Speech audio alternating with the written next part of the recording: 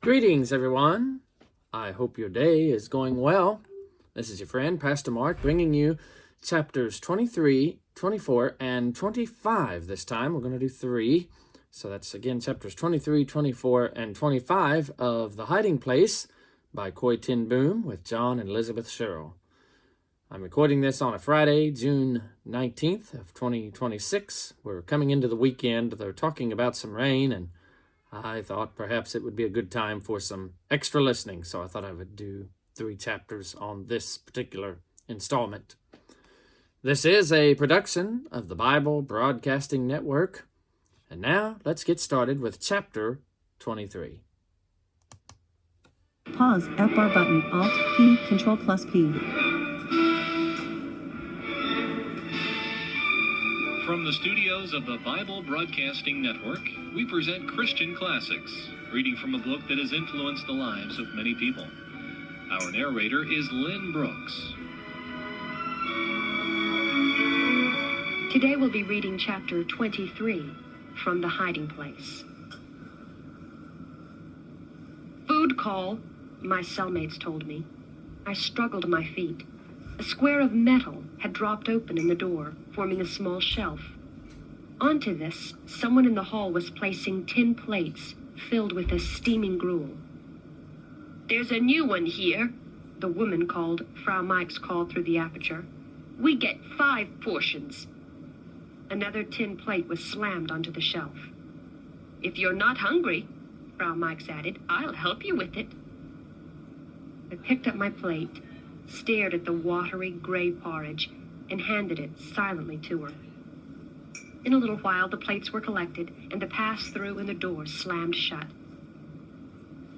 Later in the morning, a key grated in the lock. The bolt banged, and the door opened long enough for the sanitary bucket to be passed out. The wash basin was also emptied and returned with clean water. The women picked up their straw pallets from the floor and piled them in a corner, raising a fresh storm of dust which started me coughing helplessly again. Then a prison boredom, which I soon learned to fear above all else, settled over the cell. At first, I attempted to relieve it by talking with the others. But though they were as courteous as people can be, who were living literally on top of one another, they turned aside my questions, and I never learned much about them. The young woman who had spoken kindly to me the night before, I did discover was a baroness, only 17 years old. This young girl paced constantly, from morning until the overhead light bulb went off at night. 6 steps to the door, 6 steps back, dodging those sitting on the floor, back and forth like an animal in a cage. Frau Meix turned out to be an Austrian woman who had worked in an office building. She often cried for her canary. "Poor little thing. What will become of him? They'll never think to feed him." This would start me thinking of our cat. Had he made his escape into the street? Or was he starving inside the sealed house? I would picture him prowling among the chair legs in the dining room, missing the shoulders he loved to walk on. I tried not to let my mind venture higher in the house. Not to let it climb the stairs to see if Thea, Mary, Yusi... No, I could do nothing for them here in this cell. God knew they were there. One of my cellmates had spent 3 years here in Scheveningen. She could hear the rattle of the meal cart long before the rest of us, and tell by the footstep who was passing in the corridor. "Well, that's the trustee from medical supply. Someone's sick. This is the 4th time someone in 316 has gone for a hearing." Her world consisted of this cubicle and the corridor outside. And soon I began to see the wisdom of this narrowed vision, and why prisoners instinctively shied away from questions about their larger lives. For the first days of my imprisonment, I stayed in a frenzy of anxiety about Father, Betsy, Willem, Pickwick. Was Father able to eat his food? Was Betsy's blanket as thin as this one? These thoughts led to such despair that I soon learned not to give in to them. In an effort to fix my mind on something, I asked Frau Meix to teach me the card game that she played hour after hour. She had made the cards herself with the squares of toilet paper that were issued, 2 a day to each prisoner. All day she sat on a corner of the cot, endlessly laying them out in front of her and gathering them up again. I was a slow learner, since no cards of any kind had been played at the Bayet. Now, as I began to grasp the solitaire game, I wondered what Father's resistance to them had been. Surely nothing could be more innocent than this succession of shapes called clubs, spades, diamonds. But as the days passed, I began to discover a subtle danger. When the cards went well, my spirits rose. It was an omen. Someone from Harlem had been released. But if I lost, maybe someone was ill. The people in the secret room had been found. At last, I had to stop playing. In any case, I was finding it hard to sit up so long. Increasingly, I was spending the days as I did the nights, tossing on the thin straw pallet, trying in vain to find a position in which all aches at once were eased. My head throbbed continually. Pain shot up and down my arms. My cough brought up blood. I was thrashing feverishly on the cot one morning when the cell door opened, and there stood the steel-voiced matron I had seen the night I entered the cell 2 weeks before. Ten Boom, Cornelia. I struggled to my feet. Bring your hat and your coat and come with me. I looked around at the others for a hint as to what was happening. You're going to the outside, our prisoner expert said. When you take your hat, you always go outside. My coat I was already wearing, but I took my hat from its hook and stepped out into the corridor. The matron relocked the door, then set off so rapidly that my heart hammered as I trotted after her, careful to stay off the precious matting. I stared yearningly at the locked doors on either side of us. I could not remember behind which ones my sisters had disappeared.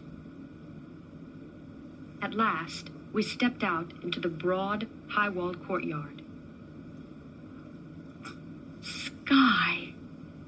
For the first time in 2 weeks, blue sky. How high the clouds were, how inexpressibly white and clean.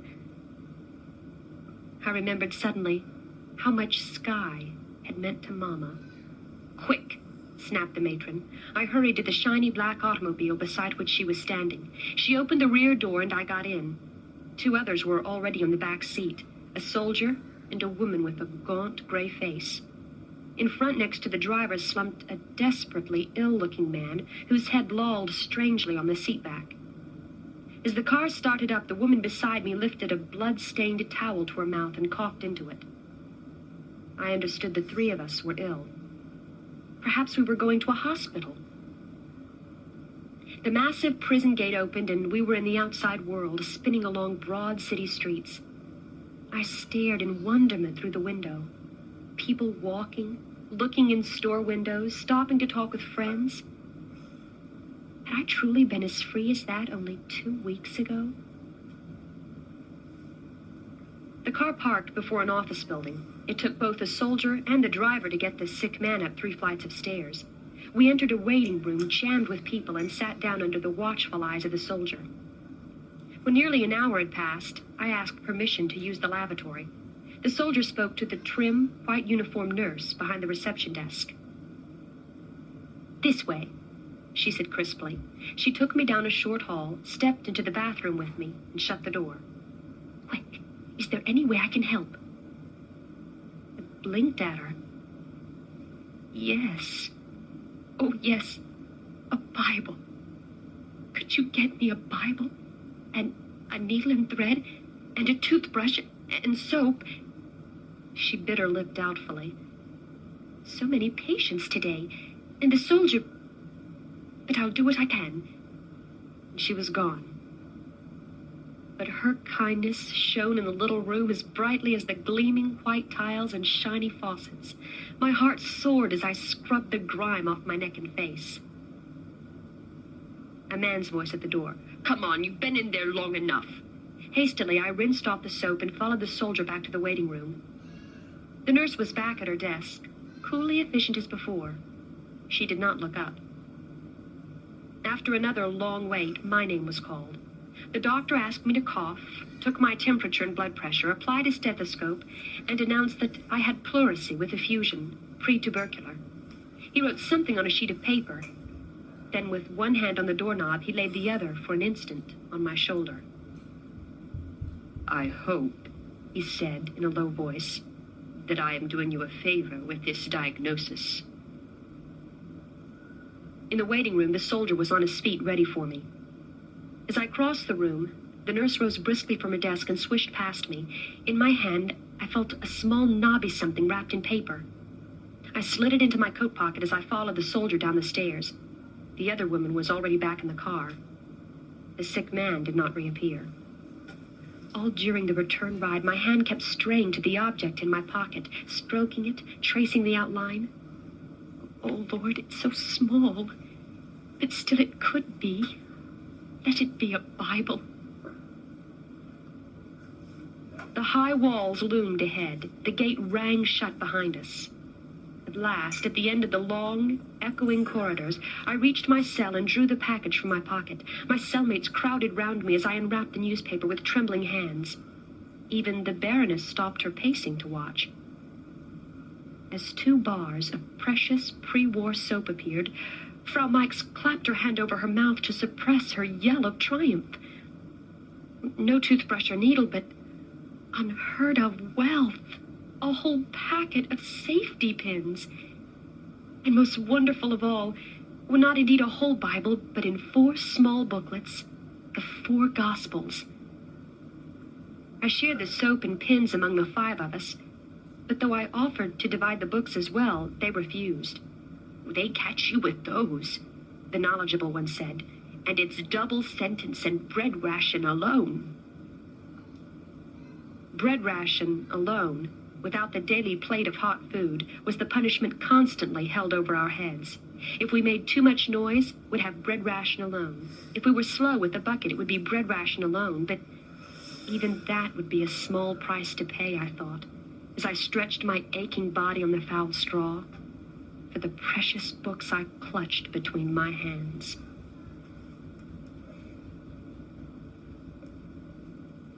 It was 2 evenings later, near the time when the light bulb usually flickered off, that the cell door banged open and a guard strode in.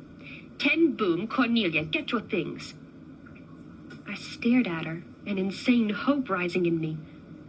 "You mean silence, no talking." It did not take long to gather my things. My hat and an undervest that was drying after a vain attempt to get it clean in the much-used basin water. My coat, with the precious contents of its pockets, had never yet been off my back. Why such strict silence, I wondered? Why should I not be allowed even a goodbye to my cellmates?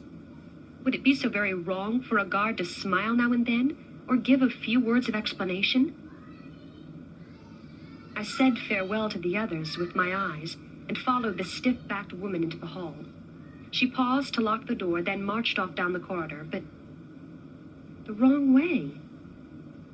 We were not heading toward the outside entrance at all, but deeper into the maze of prison passageways. Still without a word, she halted in front of another door and opened it with a key. I stepped inside. The door clanged behind me, the bolt slammed shut. The cell was identical with the one I had just left, 6 steps long, 2 wide, a single cot at the back. But this one was empty.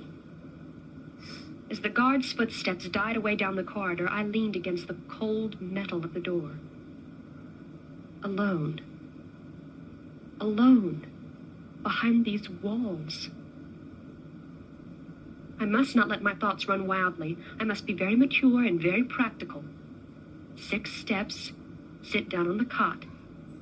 This one reeked even worse than the other. The straw seemed to be fermenting. I reached for the blanket. Someone had been sick on it. I thrust it away, but it was too late. I dashed for the bucket near the door and leaned weakly over it. At that moment, the light bulb in the ceiling went out. I groped back to the cot and huddled there in the dark, setting my teeth against the stink of the bedding, wrapping my coat tighter about me. The cell was bitter cold. Wind hammered against the wall.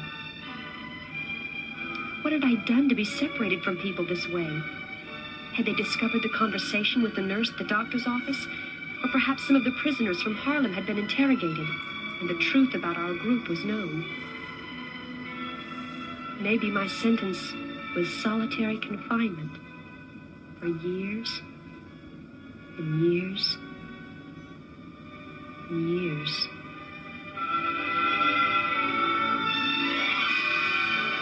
Today on Christian Classics, we have been reading from The Hiding Place by Corrie ten Boom with John and Elizabeth Sherrill, published by the Fleming H. Revell Company. You've been listening to Christian Classics, narrated by Lynn Brooks. This has been a production of the Bible Broadcasting Network.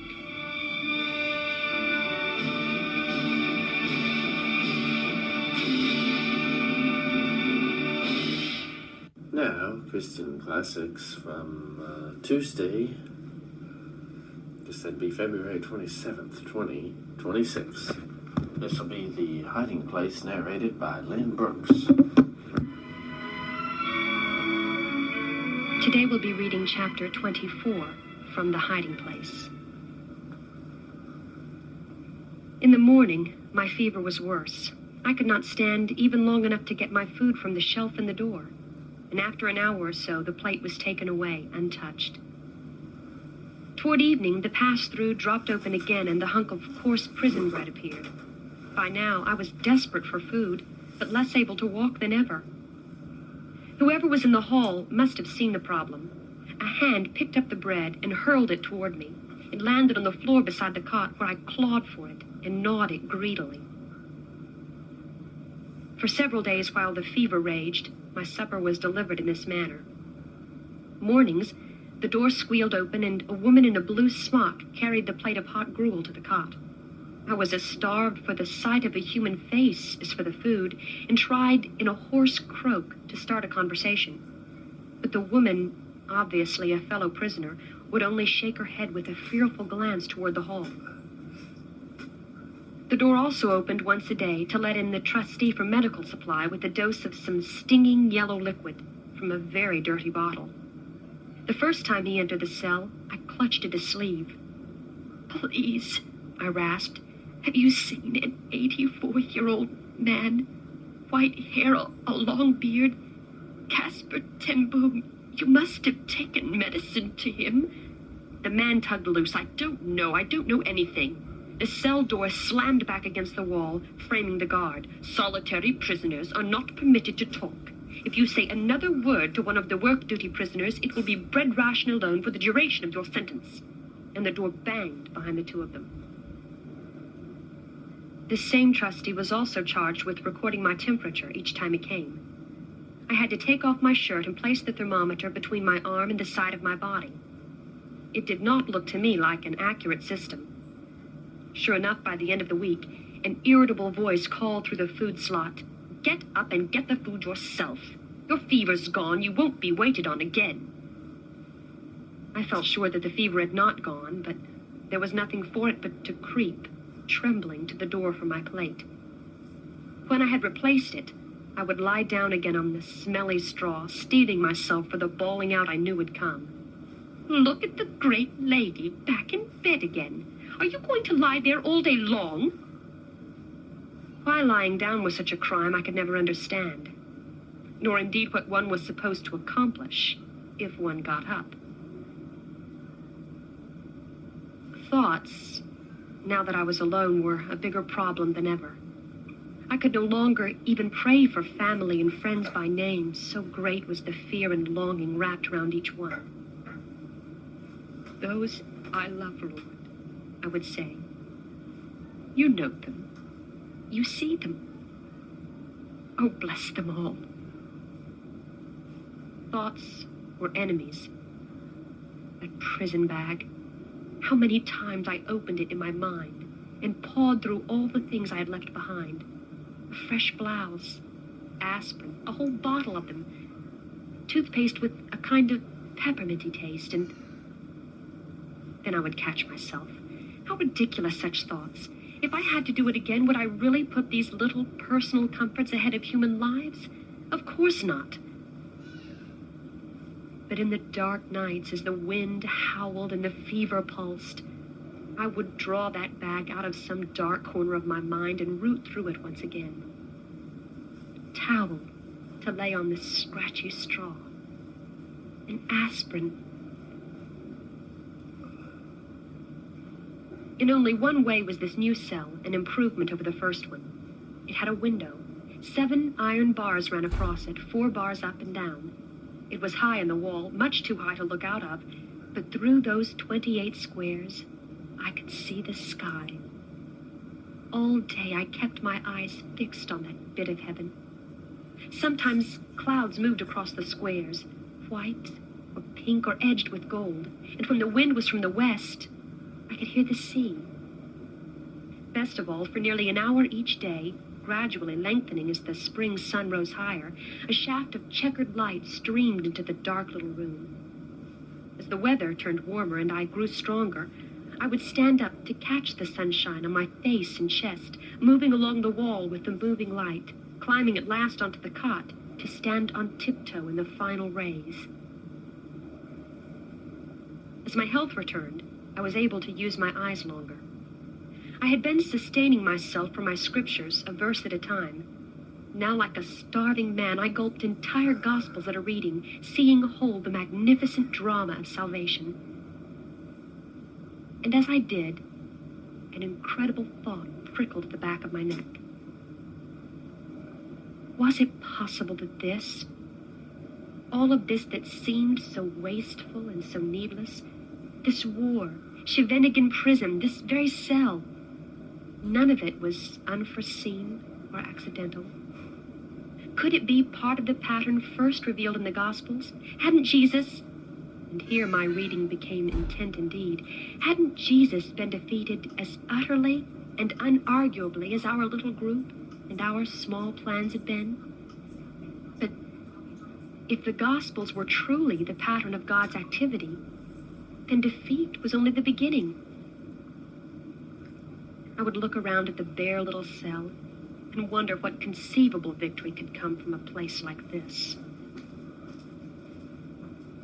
You in here? The prison expert in the first cell had taught me to make a kind of knife by rubbing a corset I'm sorry.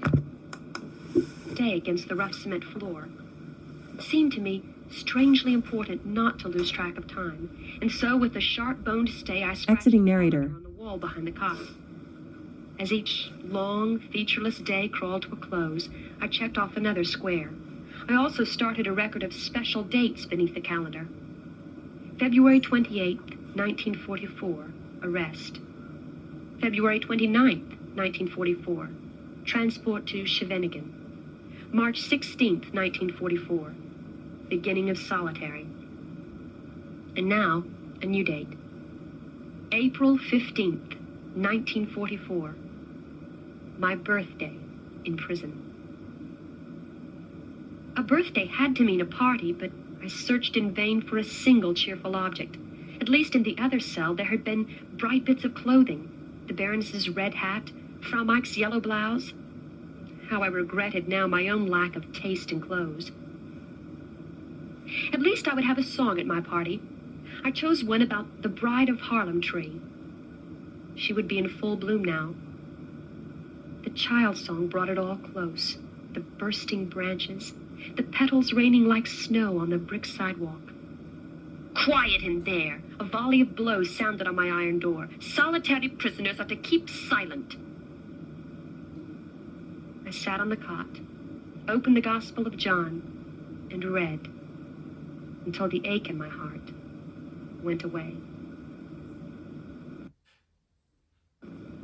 2 days after my birthday, I take first time to the big, echoing shower room. A grim-faced guard marched beside me, her scowl forbidding me to take pleasure in the expedition.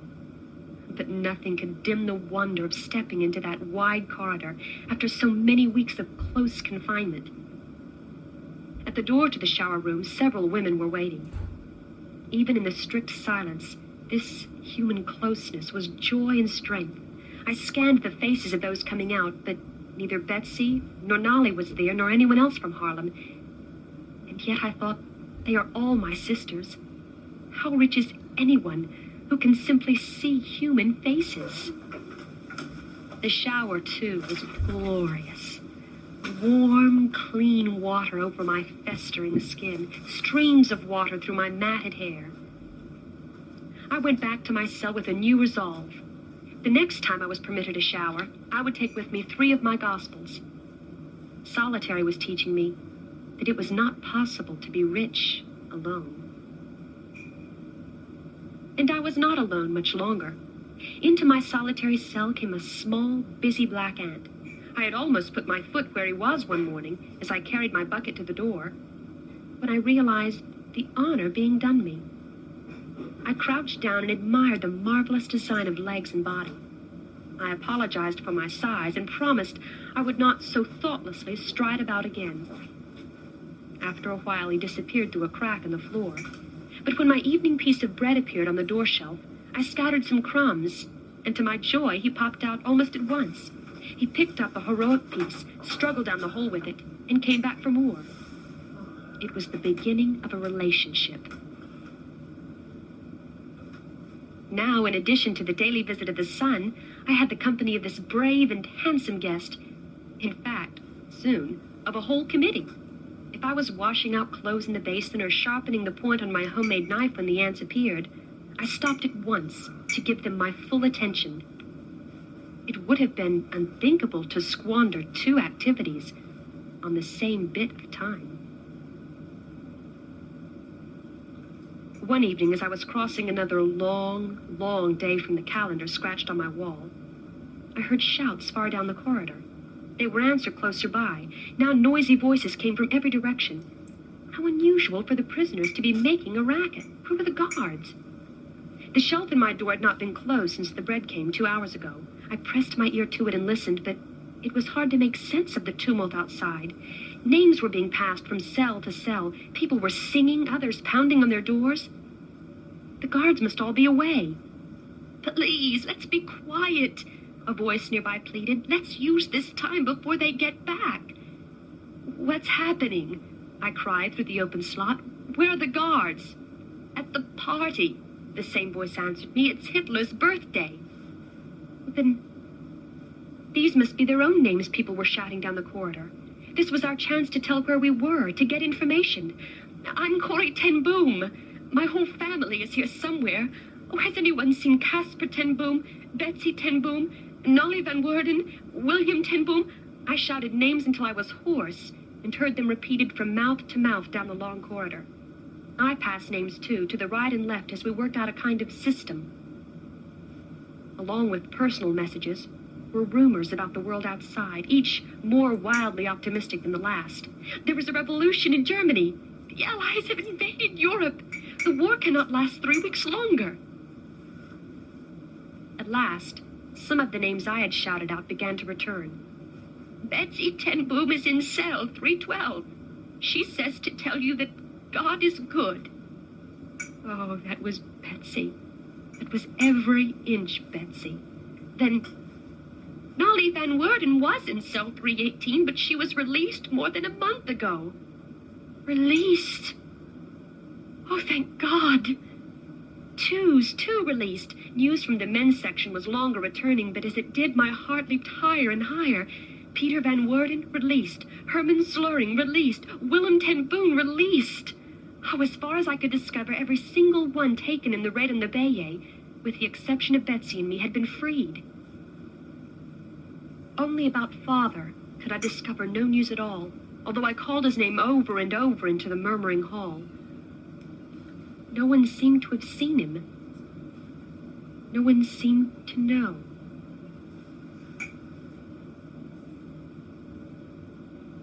It was perhaps a week later that my cell door opened, and a prison trustee tossed a package wrapped in brown paper onto the floor. I picked it up, hefted it, turned it over and over. The wrapping paper had been torn open and carelessly retied. But even through the disarray, I could spot Nolly's loving touch. I sat on the cot and opened it. Words. There was definitely writing on the paper, but so tiny I had to climb again onto the cot and hold the paper close to the shaded bulb. All the watches in your closet are safe. Safe. Then Lucy and Hank and Mary and they'd got out of the secret room. They'd escaped. They were free. I burst into racking sobs, then heard heavy footsteps bearing down the corridor. Hastily, I jumped down from the cot and shoved it back to the wall. The pass-through clattered open. What's the commotion in here? It's nothing. I won't do it again. The slot in the door snapped shut. How had they managed it? How had they got past the soldiers? Never mind, dear Lord. You were there. And that was all that mattered.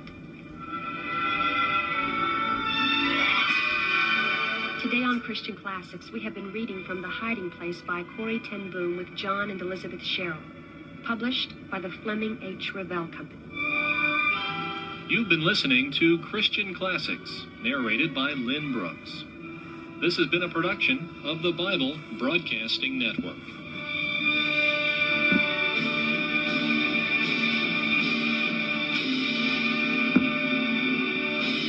Now from Wednesday, January 27th, 2026. I'm sorry, Wednesday, January 28th. Wednesday, January 28th, 2026.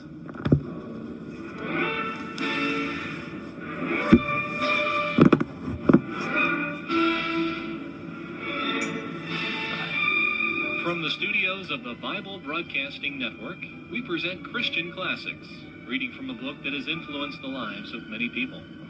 Our narrator is Lynn Brooks. Today we'll be reading chapter 25 from The Hiding Place. The cell door opened to let in a German officer, followed by the head matron herself. My eyes ran hungrily over the well-pressed uniform with its rows of brilliant-colored battle ribbons. Miss ten Boom, the officer began in excellent Dutch. I have a few questions I believe you can help me with.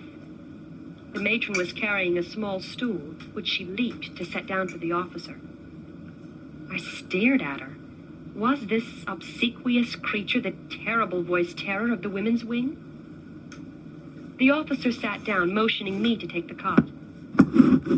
There was something in that gesture that belonged to the world outside the prison.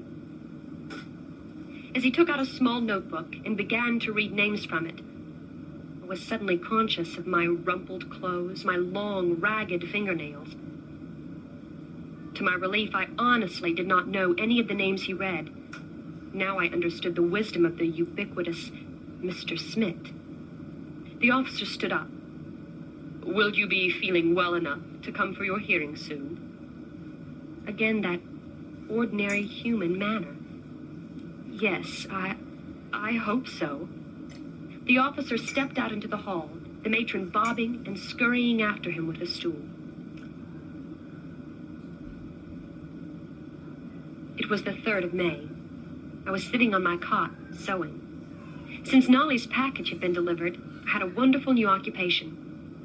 One by one, I was pulling the threads from the red towels she had sent, and with them, embroidering bright figures on the pajamas that I had only recently stopped wearing beneath my clothes. A window with ruffled curtains, a flower with an impossible number of petals and leaves. I had just started work on the head of a cat over the right pocket, when the food shelf in the door banged open and shut with a single motion. And there, on the floor of the cell, lay a letter. I dropped the pajamas and sprang forward. Nolly's writing. Why should my hand tremble as I picked it up? The letter had been opened by the censors, held by them too. The postmark was over a week old. But it was a letter from home, the very first one. Why this sudden fear? I unfolded the paper. Corrie? Can you be very brave? No. No, I couldn't be brave. I forced my eyes to read on. I have news. It is very hard to write you. Father survived his arrest by only 10 days. He is now with the Lord.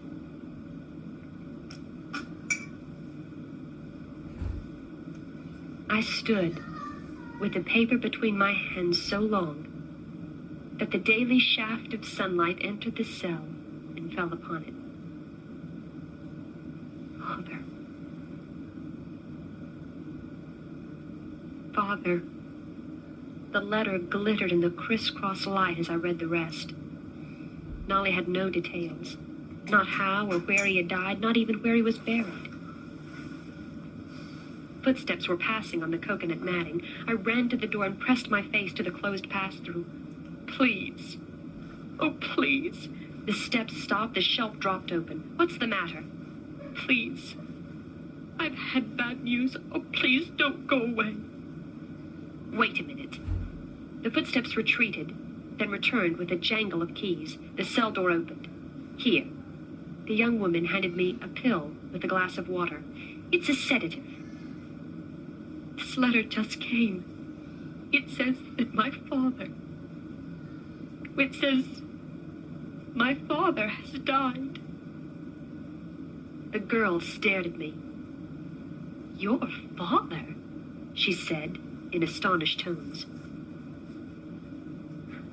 I realized how old and decrepit I must look to this young person. She stood in the doorway a while, obviously embarrassed at my tears. Whatever happens, she said at last, you brought it on yourself by breaking the laws.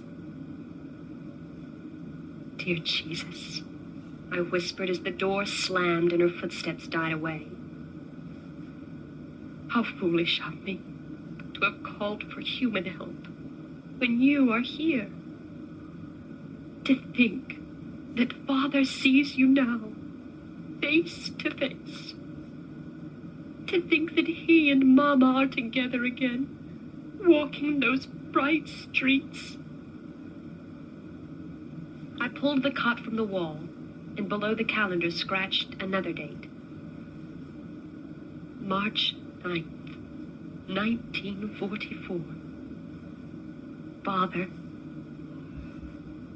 released.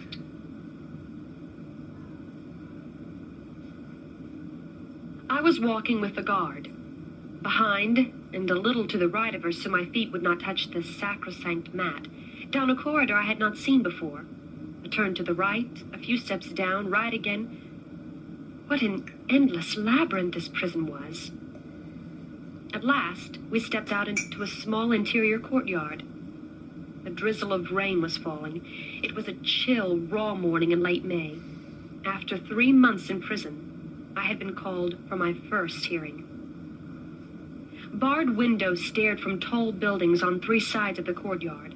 Along the 4th was a high wall, and against this stood a row of small huts. So these were where the infamous interrogations took place. My breath came short and hard as I thought back to the reports I had passed on the night of Hitler's birthday. Lord Jesus, you were called to a hearing too. Show me what to do. And then I saw something. Whoever used the 4th of the huts had planted a row of tulips along the side. They were wilted now, only tall stems and yellowing leaves, but... Dear Lord, let me go to hut number 4. The guard had paused to unstrap a long military cape fastened to the shoulder of her uniform. Protected from the rain, she'd crunched up the gravel path. Past the first hut, the second, the third. She halted in front of the hut with the flower bed and rapped on the door. Come in, called a man's voice. The guard pushed open the door, gave a straight-armed salute, and marched smartly off. The man wore a gun in a leather holster and a beribboned uniform. He removed his hat, and I was staring into the face of the gentle-mannered man who had visited me in my cell. I am Lieutenant Roms, he said, stepping to the door to close it behind me. Well, you're shivering. Here, let me get a fire going. He filled a pot-bellied stove from a small coal scuttle. For all the world, a kindly German householder entertaining a guest. What if this were a subtle trap? This kind, human manner. Perhaps he had simply found it more effective than brutality in tricking the truth from affection-starved people.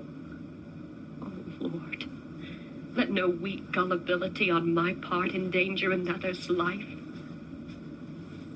I hope, the officer was saying, we won't have many more days this spring as cold as this one. He drew out a chair for me to sit on. Warily, I accepted it. How strange, after 3 months, to feel a chair back behind me, chair arms for my hands. The heat from the stove was quickly warming the little room. In spite of myself, I began to relax. I ventured a timid comment about the tulips. So tall. They must have been beautiful. Oh, they were. He seemed ridiculously pleased. The best I've ever grown. At home, we always have Dutch bulbs.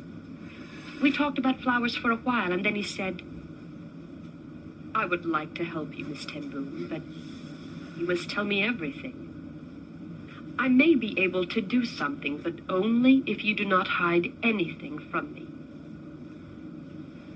So there it was already. All the friendliness, the kindly concern that I had half believed in, all a device to elicit information. Well, why not? This man was a professional with a job to do. But I, too, in a small way, was a professional. For an hour, he questioned me, using every psychological trick that the young men of our group had drilled me in. In fact, I felt like a student who is crammed for a difficult exam and then is tested on only the most elementary material. It soon became clear that they believed the Bayet had been a headquarters for raids on food ration offices around the country. Of all the illegal activities I had on my conscience, this was probably the one I knew least about. Other than receiving the stolen cards each month and passing them on, I knew no details of the operation. Apparently, my real ignorance began to show. After a while, Lieutenant Rom stopped making notes of my hopelessly stupid answers. Your other activities, Miss Ten Boom. What would you like to tell me about them? Other activities? Oh, you mean you want to know about my church for mentally retarded people? And I plunged into an eager account of my efforts at preaching to the feeble-minded. The lieutenant's eyebrows rose higher and higher. What a waste of time and energy. If you want converts, surely one normal person is worth all the half-wits in the world. I stared into the man's intelligent blue-gray eyes. True National Socialist philosophy, I thought. Tulip better know. And then, to my astonishment, I heard my own voice saying boldly, May I tell you the truth, Lieutenant Roms? This hearing, Miss Ten Boom, is predicated on the assumption that you will do me that honor.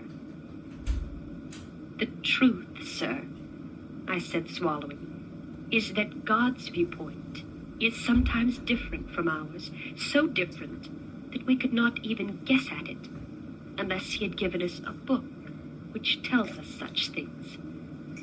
I knew it was madness to talk this way to a Nazi officer. But he said nothing, so I plunged ahead. In the Bible, I learned that God values us not for our strength or our brains, but simply because he has made us. Who knows?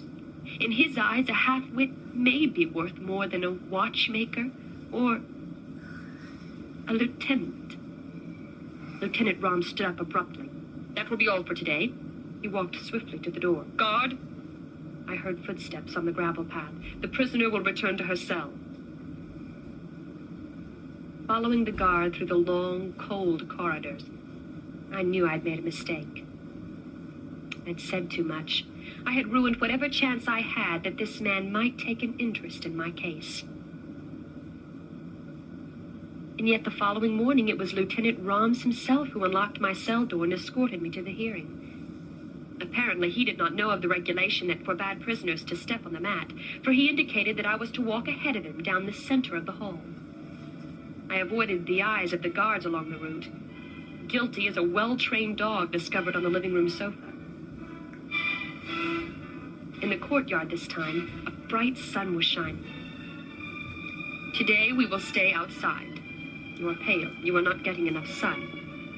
Gratefully, I followed him to the farthest corner of the little yard where the air was still and warm. We settled our backs against the wall. I could not sleep last night, thinking about that book where you have read such different ideas. What else does it say in there? Today on Christian Classics, we have been reading from The Hiding Place by Corrie ten Boom with John and Elizabeth Sherrill, published by the Fleming H. Revell Company. You've been listening to Christian Classics, narrated by Lynn Brooks. This has been a production of the Bible Broadcasting Network.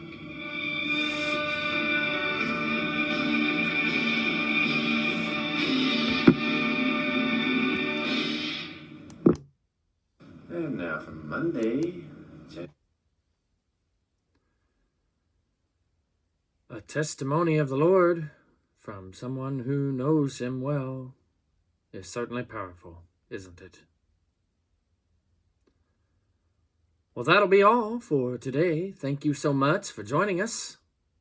We love you. We appreciate you. If you need anything or have a comment, feel free to reach out. And otherwise, we'll catch you next time when we come together for another hearing of another chapter of The Hiding Place by Corrie ten Boom. Again, it is a production of the Bible Broadcasting Network, and we appreciate them allowing us to share this with you today. They can be reached at 1-800-888-7077, or you can find them online at bbnradio.org. Take care. God bless you. Goodbye.